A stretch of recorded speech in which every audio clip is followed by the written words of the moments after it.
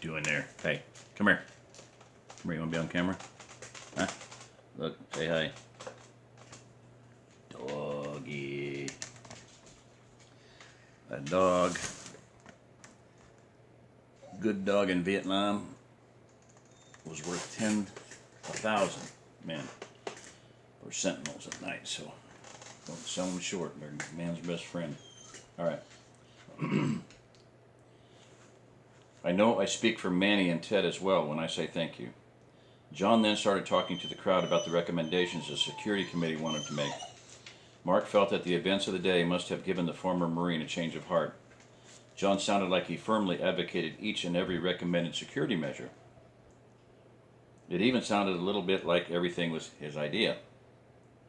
The vote was unanimous to start on the front defenses. John asked that people who would like to help report to Susan Banks for assignment. He asked if anyone had anything else to talk about, and Mark raised his hand. John yielded him the floor.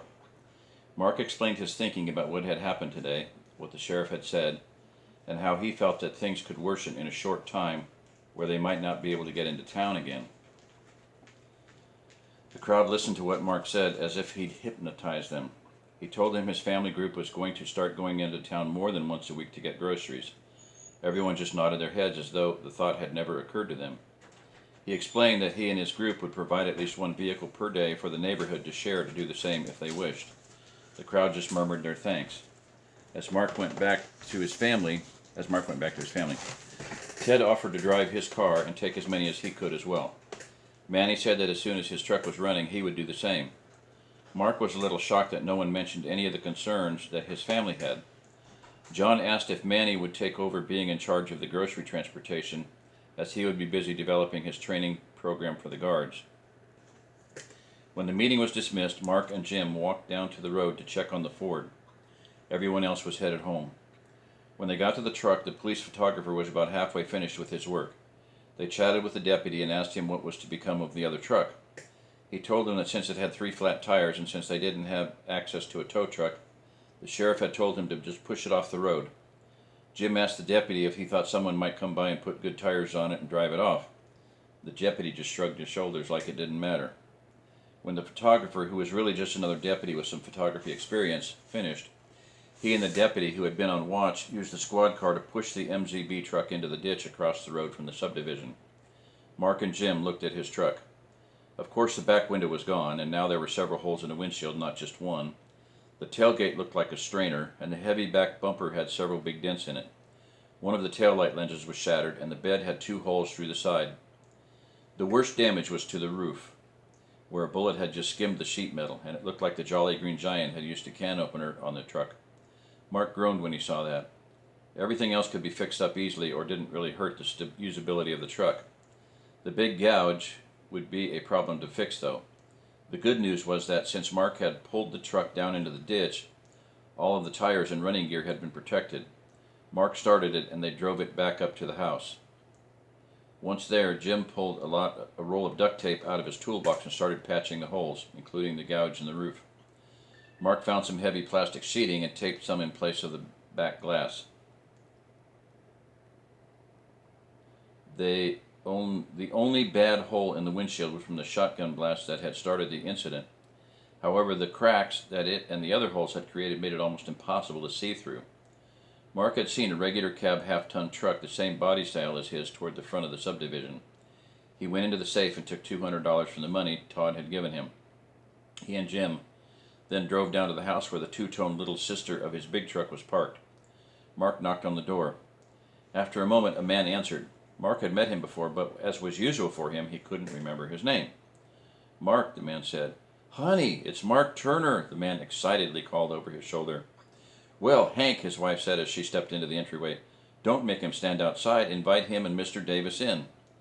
Please, come in, both of you." "I don't want to be any trouble, but I wanted to talk to you about your truck," Mark said as he and Jim stepped through the door. "That piece of junk won't run. I tried to get the parts to fix it the day of the burst, but no one had the computer," Hank said, as his wife elbowed him slightly in the ribs. "I'm sorry, Mark. This is my wife, Jean. Jean, this is Mark Turner and Jim Davis." The woman shook Mark's hand and looked at him as though he might have been a movie star. "It's so nice to meet you, Mr. Turner. Can I get you something to drink?" I have some nice sun-brewed sweet tea. We obviously don't have any ice, but it's still pretty good. She smiled like a star-struck teenager. Thank you, ma'am, but I just wanted to see if I could buy the windshield out of y'all's truck. You see, the one in mine got pretty shot up and we have to go pick up the windmill tomorrow. Just give him the windshield, Hank, Jean said. Yes, please, take it. That's the least we can do for y'all, since all you've done for us, Hank insisted. I couldn't just take it. I need to give you something for it, Mark argued. We won't hear of it, Jean was emphatic.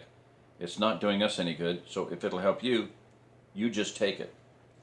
Okay, but I insist that you let me replace it as soon as possible, Mark said. That's fine, Hank agreed. Let me help you. The three men went out and in about an hour had removed the shot-up windshield and replaced it with the one from Hank's truck. Oh, the three went out. Okay. Jim sealed it with some clear silicone, and once they'd replaced the trim, it was impossible to tell that it hadn't been professionally done. They helped Hank push his truck into the garage, thanked him and Jean again, and then drove to Chaparro's to borrow the trailer. On the way there, Mark asked Jim if everyone was acting a little weird. You don't know why? Jim grinned like the cat that had swallowed the canary. You know why what? Know why what? You're a hero, man. These people think you hung the moon. You're full of shit. Up to $2 for the day, Mark thought. No, I've heard them talking today. Between you providing water, lending them your truck, the fight at Kroger, topped off by what you did today, you're like a god to these people. Well, there's only one God, and I ain't even close, Mark said emphatically. Maybe so, but they still worship the ground you walk on.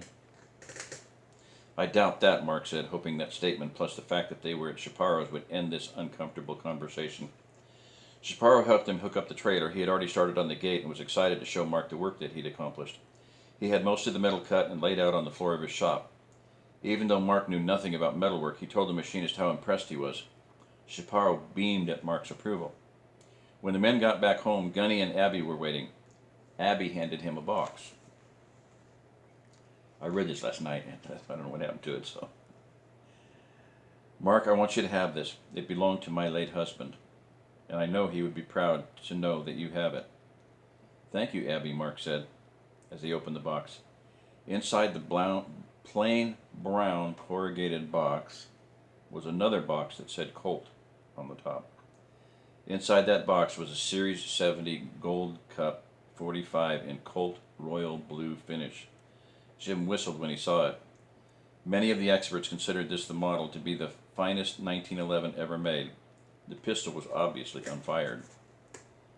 Abby, I can't take this. It's worth, well, I don't know what it's worth, but I can't accept such a valuable gift. Nonsense. It just sat in the safe for years. Alfred never shot it. He just took it out once in a while to look at it and polish it. Gunny told me that the sheriff took your pistol, and I insist that you take this one. It's the least I can do for all that you and your family have done for me. In fact, you've made me part of your families, so you can't refuse. But Abby, before Mark could finish his thought, Gunny interrupted. Look here, karate man. If an Abby says she wants you to have that pistol, then you better take the pistol. Otherwise, you might hurt her feelings. And if you hurt my girl's feelings, then black belt or no black belt, I'm going to have to take you out behind the woodshed. Do you read me?